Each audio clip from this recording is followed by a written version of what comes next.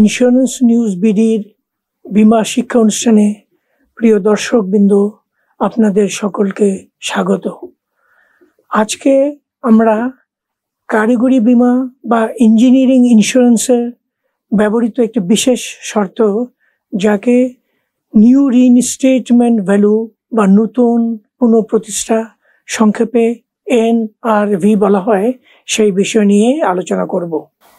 এর আগের একটি পর্বে আমরা অগ্নি বীমায় ব্যবহৃত আরেকটি বিশেষ শর্ত, যার নাম রিইনস্টেটমেন্ট কন্ডিশন, সেই বিষয়টি নিয়ে কিছুটা আলোচনা করেছি। এই বীমার প্রয়োজনে প্ল্যান্ট এবং ইকুইপমেন্ট এর নিউ রিইনস্টেটমেন্ট ভ্যালুর উপর ভিত্তি করে এই বীমা করতে হয়। এটি ডেপ্রিসিয়েটেড ভ্যালু বা বুক ভ্যালুর উপরে নির্ভর করে নয়। একটি দৃষ্টান্তের মাধ্যমে ব্যাপারটি পরিষ্কার করা যেতে পারে। ধরা যাক, কনস্ট্রাকশন সাইটে ব্যবহৃত একটি ওভারহেড টাওয়ার ক্রেন আমরা অনেক সময় কনস্ট্রাকশন সাইটে দেখে থাকি।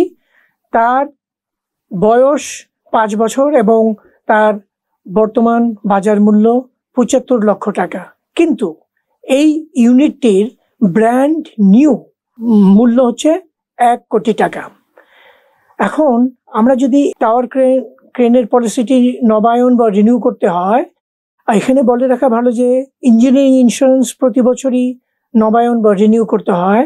তাহলে এই ক্রেনটির কিন্তু ভ্যালু 75 লক্ষ টাকা হবে না, এর নতুন বীমা মূল্য হবে 1 কোটি টাকা।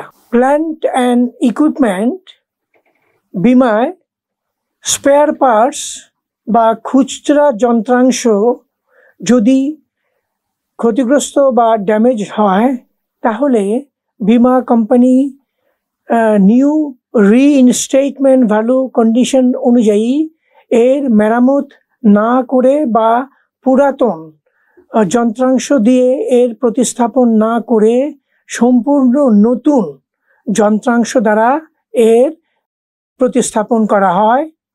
এই পদ্ধতিকে অনেক সময় নিউ ফর ওল্ড বেসিসও বলা হয়ে থাকে। এখন ধরা যাক, একটি ওভারহেড টাওয়ার ক্রেনের যে বিম থাকে, সেই বিমে ফাটল বা ক্র্যাক দেখা দিয়েছে। সেই ক্ষেত্রে বীমা কোম্পানি সেই ক্ষতিগ্রস্ত বিমটি মেরামত না করে বা পুরাতন একটি বিম দ্বারা প্রতিস্থাপন না করে নিউ রিইনস্টেটমেন্ট কন্ডিশনের শর্ত অনুযায়ী সেটা নতুন একটি বিম দ্বারা প্রতিস্থাপন করবে। এর কারণ বলতে হয় যে, যেহেতু কনস্ট্রাকশন সাইটে ব্যবহৃত এই সমস্ত যন্ত্রপাতি, বিশেষ করে যে টাওয়ার ক্রেন, ভারী মালামাল উত্তোলন করে থাকে এবং দিনের একটা দীর্ঘ সময় পর্যন্ত এটার ব্যবহার হয়ে থাকে। এর কারণে যেহেতু এটা হেভি ডিউটি সার্ভিস দিয়ে থাকে, এই কারণে যদি ক্ষতিগ্রস্ত খুচরা যন্ত্রাংশ মেরামত করা হয়, তাহলে পুনরায় আবার এই সমস্যা দেখা দিতে পারে। এর কারণে বা এর ফলে কনস্ট্রাকশন কাজ ব্যাহত বা ক্ষতিগ্রস্ত হতে পারে। এই সমস্যাটি বীমা কোম্পানি এবং বীমা গ্রাহক উভয়ের জন্যই মাথা ব্যথার কারণ হয়ে দাঁড়াতে পারে। এই সমস্যার সমাধানে এবং যুক্তিসঙ্গতভাবেই বীমা কোম্পানি এই নিউ রিইনস্টেটমেন্ট কন্ডিশনটি প্রচলনের মাধ্যমে এই সমস্যার সমাধান করতে সম্ভব হয়েছে। আজকের মতো এখানেই। আগামী কোনো এক পর্বে আবারও কোনো নতুন বিষয় নিয়ে আপনাদের কাছে আবার উপস্থিত হব। সেই পর্যন্ত আপনারা সবাই ভালো থাকুন, সুস্থ থাকুন এবং ইন্স্যুরেন্স নিউজ বিডির অনুষ্ঠান নিয়মিত দেখতে থাকুন।